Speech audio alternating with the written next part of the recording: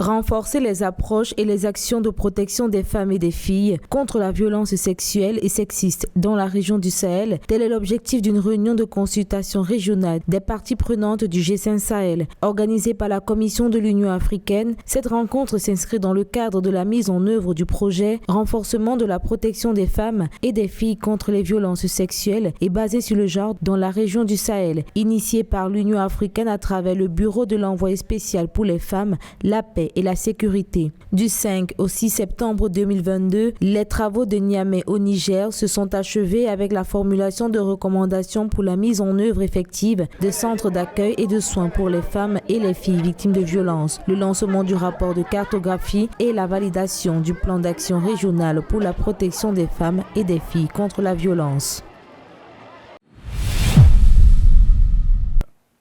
Conformément aux objectifs du plan de développement de l'Afrique, l'agenda 2063 qui vise à transformer les économies africaines par l'exploitation des ressources naturelles, l'industrie manufacturière, l'industrialisation et la création de valeur ajoutée, ainsi que par l'augmentation de la productivité et de la compétitivité et la création d'opportunités pour la jeunesse africaine en termes d'épanouissement personnel et d'accès à l'emploi, l'Union africaine a lancé un concours de rédaction pour les jeunes sur l'industrialisation et l'innovation. Organisé dans le but d'exploiter l'énergie, la créativité et l'esprit d'initiative de la jeunesse africaine pour promouvoir une culture de développement durable en Afrique en mettant l'accent sur l'industrialisation et l'innovation en Afrique. Ce concours vise également à inciter la société africaine à s'inspirer des jeunes esprits et à réfléchir à la manière dont chacun d'entre eux peut faire la différence dans l'avenir de notre continent.